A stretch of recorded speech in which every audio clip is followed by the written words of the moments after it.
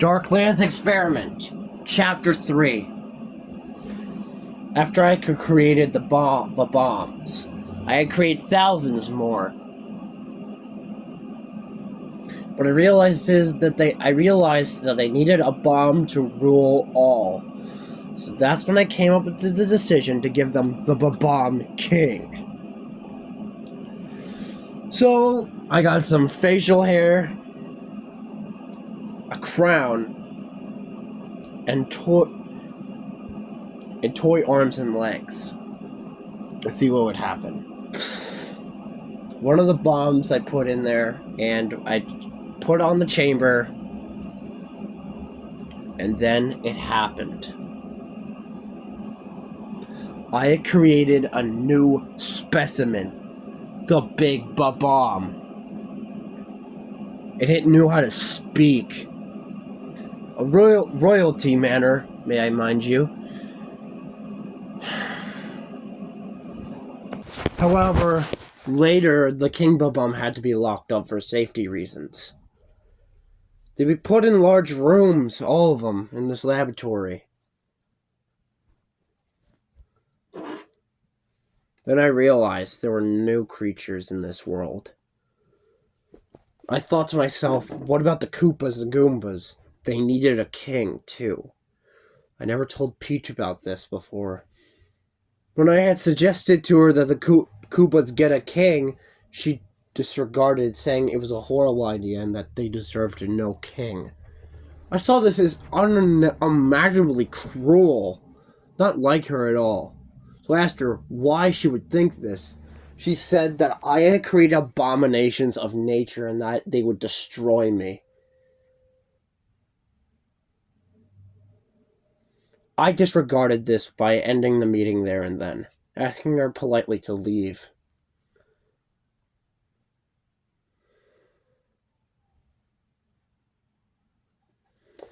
I had created a new specimen deep in the underbelly of my lab. A new creature I called Project Bowser. Project Bowser was the last resort as creating a new creature. I had run a few simple tests on it before, but not many had been successful. As a result of my first documented version of this specimen, my first act at creating this one had not come out correctly. When I had made it into the machine and it had come out, it looked more like a dry bones version of the actual product. This one I called Dry Bowser. I also named him Bowser Sr.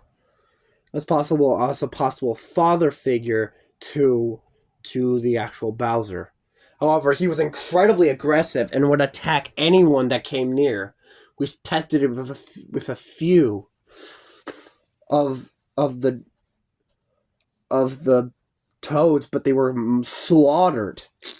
He didn't even eat them. He just left their dead bodies in the chamber. I decided to cover this up. But I started to wonder, how are these toads becoming more and more, and their numbers kept getting bigger and bigger? That's when I discovered something terrifying. The toads were multiplying. They were breeding. It was so strange. But I had to press on. As I said in the last chapter, I regret everything I did here, and I wish that this is where I should have scrapped the idea to begin with. I should not have gone any further, but I kept pressing on, seeing how far this thing could go. The next Bowser experiment caused me to kick my intelligence into overdrive. Due to this massive scandal, I had decided something I never thought I would do. I would take a real Chinese snapping turtle that I had. I had named it Frank. This would become the real Bowser. And also, having this fiery orb I had discovered down far away near a volcano. I put it into the machine and I brought the thing to life. Lightning. There was a bunch of lightning that night when I brought my creation to life, easily reminding me. This easily was starting to remind me of Frankenstein from 1931, from the 1930s, the first Frankenstein monster ever created. And here it all made sense. Lightning flashed, and then suddenly the chamber that had brought my creature to life exploded as a giant fist had broken through the glass. And out came the monstrosity I had created. Bowser. Project Bowser had been a success.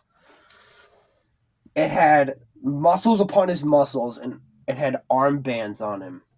No, actually no armbands. That's later.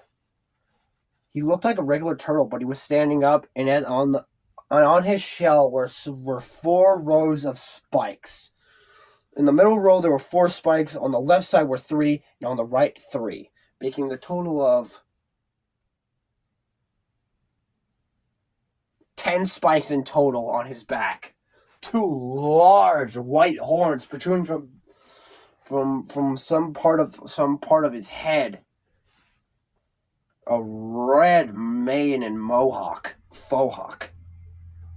Sharp claws on each of his hands. Massive reptilian feet with 3 white toe claws on the bottom. His teeth were sharp. That Bowser's teeth looked sharper than a lion's. But the most terrifying thing about him was his eyes. They were a bright red light. These were 2. When he opened its eyes, it had 2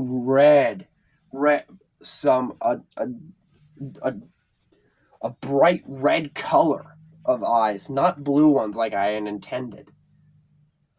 However, the last Bowser I created happened to be a dry form. It only had 2 red dots in the middle of his eyes. This one actually had eyes that stared back. The thing just stared at me for a while. I was shocked. My creation had come to life. I tried to speak to it. I said, "Hello?" And the thing talked back. "Hello. Who am I?" "Your name is Bowser. You are king of Koopas. These Koopa Troopas are your allies, and I am your new master. I have created you out of that giant tube you have come from. A containment tank." Bowser looked down at me and said, "You may be the one that resurrected me, but I have no master." Really, I thought to myself. But I led Bowser down the hallway, and everything I had created cowered down in fear at Bowser, except the Dry Bones, who just stared at him with their unblinking dead eyes. The Dry Bowser and Bowser had not seen each other yet. Bowser was placed in a large containment cell.